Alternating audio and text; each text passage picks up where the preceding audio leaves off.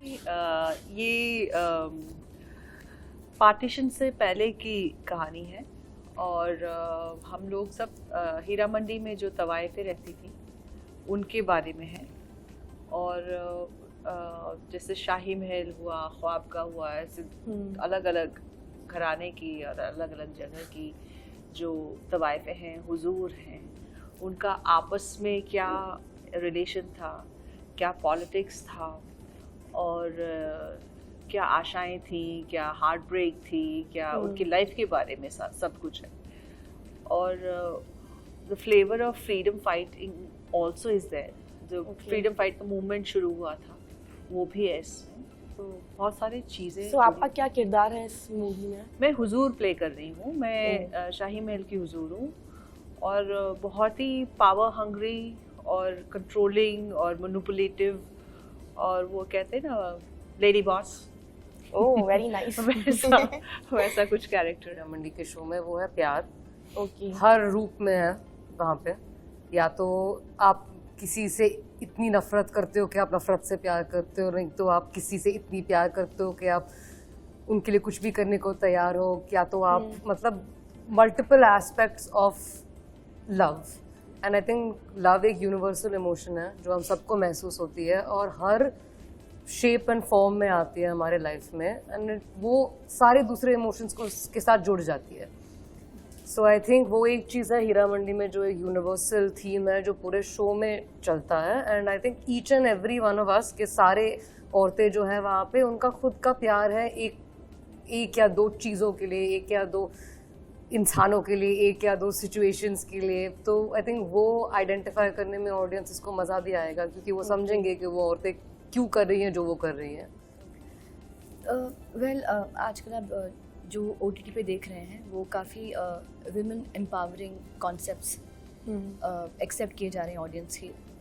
Audience is liking people, they liking watching women oriented subjects. और OTT एक ऐसा platform है जहाँ पर आई थिंक मौका दिया जाता है कि हर तरह का एक्टर यहाँ पर आकर अपनी कला पेश कर सकता है। और इट्स ब्यूटिफुल। हमारे शो में इन टर्म्स ऑफ एक्टर्स ही नहीं लेकिन हमारा जो सेट था वहाँ पर भी आप आई थिंक 80% महिलाएं थी in terms of assistant directors, writers, creatives. तो अच्छी बात है, खूबसूरत लगता है। पर आई थिंक मेरा ये भी मानना है कि मैं कभी भी एक ऐसे सेट पे काम नहीं कर पाऊँगी जहाँ पर सिर्फ औरतें हों। इक्वालिटी होनी चाहिए। Okay I think as an actor मैंने बस ये ठान लिया कि मुझे अपने ऊपर मेहनत करनी है और अच्छा काम मिल रहा है, ये मेरी खुशकिस्मती है। क्योंकि इतने साल टेलीविज़न पे काम करने के बाद सब कुछ बहुत मोनोटोनस हो जाता है, एक इमेज भी बन जाती है stereotype. But as I mention before also I think stereotype image जो नैरो माइंडसेट था लोगों का वो चेंज हो गया है क्योंकि अलग अलग माध्यम के ज़रिए उनको अलग अलग चीज़ें देखने को मिल रही हैं और एक्सेप्टेंस मिल रहा है। So I am very happy that I am that one lucky artist who is getting opportunities to work with great film makers. और एक आई थिंक मुझे लगता है कि मुझे इस बात की दाद देनी पड़ेगी सर की कि उन्होंने इतना कॉम्प्लेक्स कैरेक्टर जो इट्स वेरी परफॉर्मेंस ओरिएंटेड उन्होंने मुझे मौका दिया। और because he is very confident, he is very honest, तो वो देख कर समझ जाते हैं कि आप क्या कर सकते हैं क्या नहीं कर सकते। बोलना चाहूँगी कि 90s की हीरोइन आज जो टक्कर दे रही हैं आज की जनरेशन को जैसे कि आप हो, रवीना जी हो, वो कमेंडेबल है। और जो आपको लगता है कि एक टाइम था जब एक्टर्स की शेल्फ लाइफ बहुत कम होती थी, ऐसा लोगों का मानना था, तो आपको लगता है कि अभी चीज़ें चेंज हुई है, क्या बदलाव आया है? जब मैंने शुरू की थी तब मुझे नहीं मालूम था कि मैं 10 साल से ऊपर काम कर पाऊंगी या करूंगी। अब ऑलमोस्ट 30+ ईयर्स हो गए हैं, तो honestly it's such a blessing कि अभी भी मुझे काम करने का मौका मिलता है और अच्छे अच्छे किरदार करने को मिलते हैं और अच्छे अच्छे फिल्म डायरेक्टरों के साथ काम करने को मौका मिलता है। तो I think it's just God's blessings and God's been kind and people have been exceptionally kind. जितना प्यार देते हैं, इतनी मोहब्बत करते हैं, तो I'm very very grateful for this opportunity. और जो पहला एक कॉन्सेप्ट था कि एक्ट्रेसों की शेल्फ लाइफ कम होती, वो अब तो बिल्कुल ही नहीं है। यू नो, काफ़ी एक्ट्रेसेस हैं जो कि यंग हैं, काफ़ी है जो हमारी एज की भी हैं और बहुत ही अच्छा काम कर रही हैं, बहुत ही अच्छे अच्छे कैरेक्टर्स कर रही हैं, प्ले कर रही हैं। तो it's a very good time for all of us.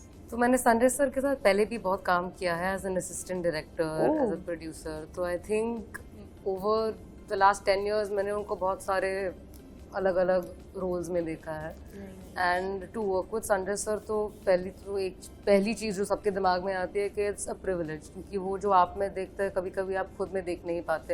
Actually आप 100% खुद में देख नहीं पाओगे। जिस तरीके से वो आपको देखते हैं, आपकी पोटेंशियल को देखते हैं, जो काम वो आपसे उभार के लेके आते हैं, आई थिंक वो संजय सर के साथ काम करने में, इसलिए हम बोलते हैं कि संजय सर के साथ काम करने में एक बहुत बड़ा मौका है सबके लिए, इसलिए सब संजय सर के साथ काम करना चाहते हैं।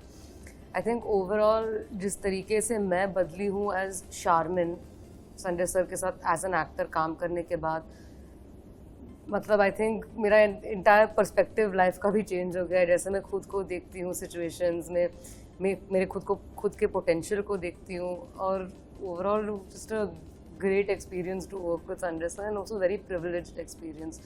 और एक बात मैं उनके बारे में कहना चाहूँगी कि जितना रिस्पेक्ट आई थिंक मैं उनको देती हूँ as Sanjay Leela Bhansali, I think मेरे ज़िंदगी में कोई और नहीं है जिनको मैं उतना रिस्पेक्ट करती हूँ in every aspect. Personal life, professional life, director, producer, music director, costumes कोई और एडिटर, कॉस्ट्यूम्स कोई और करता है, सेट्स कोई और करता है, बट फिर भी जो संजय सर की इन्वॉल्वमेंट लेवल है अपने पैशन के लिए, अपने क्राफ्ट के लिए, आई थिंक वो इतना रिस्पेक्ट गेन करता है मेरे माइंड में। तो thank you Sanjay sir for being the best. So sweet. So we can call that वो आपके मेंटोर भी हैं। वो मेरी ऑलमोस्ट पूरी दुनिया है। सॉरी पति। उन्होंने बहुत इंस्पायर किया है मुझे अपने लाइफ में टू वर्क हार्ड। जहाँ से वो आए हैं और जहाँ तक पहुँचे हैं अपनी ज़िंदगी में आज, मैंने फर्स्ट हैंड कहानियाँ सुनी हैं, मैंने जाके देखा है वो कहाँ पे रहते थे as a teenager, as a child, and जितना उन्होंने अकम्प्लिश किया अपने लाइफ में उतना ही ज़्यादा रिस्पेक्ट है मुझे उनके लिए।